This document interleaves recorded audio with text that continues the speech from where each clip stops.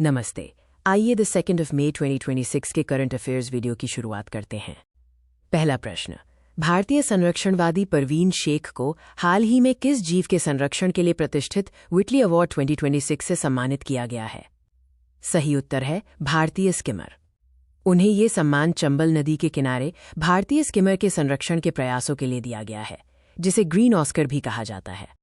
प्रश्न 2, भारत की रक्षा क्षमताओं को मजबूती देने के लिए हाल ही में किस मिसाइल के सफल परीक्षण ने हाइपरसोनिक तकनीक में बड़ी प्रगति दर्ज की है? सही उत्तर है अग्नि-वी। डीआरडीओ द्वारा सफल परीक्षण की गई ये मिसाइल भारत को उन्नत लंबी दूरी की मारक क्षमता वाले चुनिंदा देशों की श्रेणी में खड़ा करती है। प्रश्न 3, केंद्र सरकार ने हाल ही में राष्ट्रीय कंपनी विधि न्यायाधिकरण NCLT के अध्यक्ष के रूप में किसे नियुक्त किया है? सही उत्तर है जस्टिस अनुपिंदर सिंह ग्रेवाल।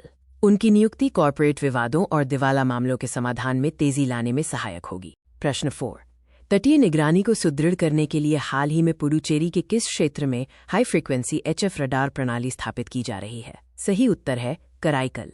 ये प्रणाली समुद्र की लहरों, धाराओं और तटीय मौसम की सटीक निगरानी करने में सक्षम है, जिससे समुद्री सुरक्षा को बढ़ावा मिलेगा। प्रश्न 5, भारत में प्रतिवर्ष 1 मई को किस महत्वपूर्ण दिवस के रूप में मनाया जाता है जो श्रमिकों के अधिकारों और योगदान को समर्पित है? सही उत्तर है अंतर्राष्ट्रीय श्रमिक दिवस। ये दिन मजदूरों के कठिन परिश्रम और समाज के निर्माण में उनके योगदान को सम्मानित करने के लिए समर्पित है। प्रश्न 6, हाल ही में चर्चा में रही स्मार्ट क्रॉप सर्वे पहल किस मंत्रालय द्वारा शुरू की गई है? सही उत्तर है कृषि एवं किसान कल्याण मंत्रालय। ये डिजिटल पहल फसलों के सटीक आकलन और डेटा प्रबंधन के लिए सैटेलाइट इमेजिंग और AI का उपयोग करेगी। प्रश्न 7, भारत ने अपनी आरोग्य मैत्री पहल के तहत किस कैरिबियाई देश में portable health care system Bhishma cube की तैनाती की है?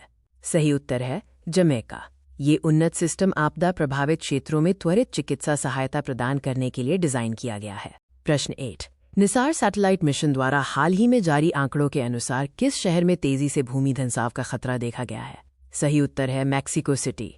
अत्यधिक भूजल दोहन के कारण शहर के कई हिस्से प्रतिवर्ष कई सेंटीमीटर की दर से धंस रहे हैं। प्रश्न 9, भारत में गिग वर्कर्स के लिए समर्पित डिजिटल शिकायत निवारण तंत्र शुरू करने वाला पहला राज्य कौन सा बना है? सही उत्तर है कर्नाटक। ये मंच गिग वर्कर्स को उनके अधिकारों के उल्लंघन और कार्यस्थल चुनौतियों के खिलाफ शिकायत दर्ज करने की सुविधा प्रदान करता है। प्रश्न 10, QS एग्जीक्यूटिव MBA रैंकिंग 2026 में भारत का कौन सा प्रबंधन संस्थान IIM शीर्ष स्थान पर रहा है? सही उत्तर है IIM बेंगलुरु। इसे भारत के सर्वश्रेष्ठ संस्थान के रूप में चुना गया है, जो इसकी उत्कृष्ट शिक्षण पद्धति को दर्शाता है। प्रश्न 11, भारत और इटली के बीच रक्षा सहयोग को मजबूत करने के लिए किस अवधि के लिए संयुक्त रक्षा सहयोग योजना पर हस्ताक्षर किए गए हैं? सही उत्तर है 2026-2027।